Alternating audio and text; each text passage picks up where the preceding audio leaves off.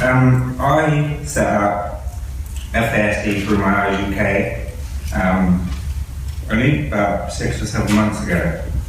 If you've seen these flyers, you know, this is me. This is me behind that does all the work, quotes, videos, you name what I do. But what brought me to where I am at today? Hell? Sorry. I wasn't diagnosed until I was 26. This is hard every time. I was adopted at the age of 6 by this woman here.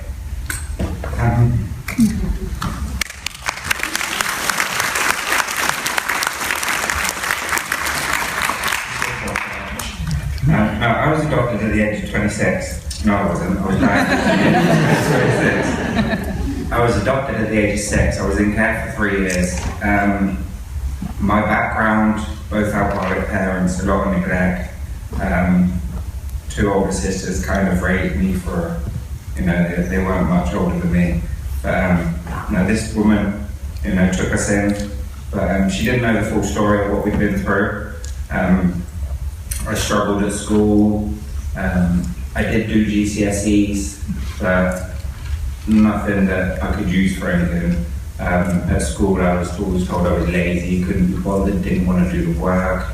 Every school report said that he didn't concentrate, he couldn't do it. I left school, I think it was 15 because my birthday lies in August. But I started running away from home. I just wanted to, you know, I didn't get who I was, I didn't get what was wrong with me, and I knew something was wrong. I never had a really good friendship at school. I had people that I hung around with, but friendships has never been my strong point, even today. They last for a while, but they kind of fizzle out. I don't fully understand relationships, how I'm supposed to be, but it ended up at that age I started drinking, and within 6 months to a year I was highly addicted to alcohol, but I was born addicted to alcohol. So in that year I'd, you know, caused a bit of mischief. I ended up in a hostel, but it was kind of teenage boy mischief, not police mischief. That came later. But no, mischief, getting drunk, dabbling in drugs a bit. But my first experience with drugs wasn't a good one, so it never really appealed to me. But drinking always did, because my dad died when I was 10 from alcohol, and that kind of, the only way I knew how to get that thought out of my head was alcohol. And that fueled my own downfall for 10 years. I've become homeless a few times, various hostels. I was a sofa surfer,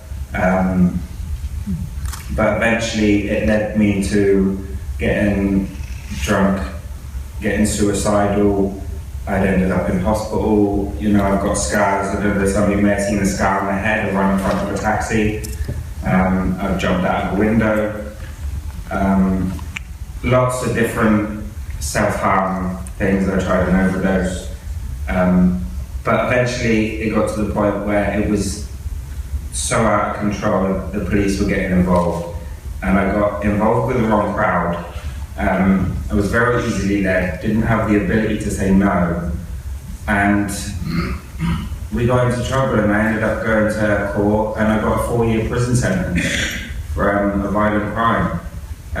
Because I was the eldest, I was seen as the ringleader, but I didn't have a diagnosis. So I wasn't seen as the vulnerable adult, I was just seen as it was, but I was called a Neanderthal, which, you know, it's not nice. I have to live with the memories of what I did, but that wasn't who I was.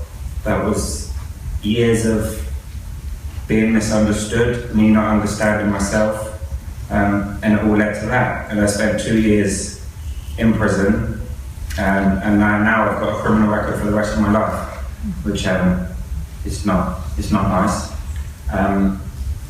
But coming out of there, I almost got back into that life. but thanks to my mum, she took me in and basically said enough's enough.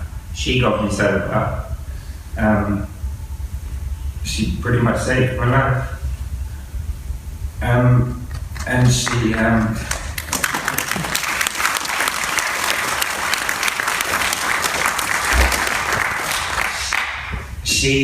I think it was, she went to the library one day and something it popped up about fetal alcohol, and she'd read about it, and she said she just read a profile with me.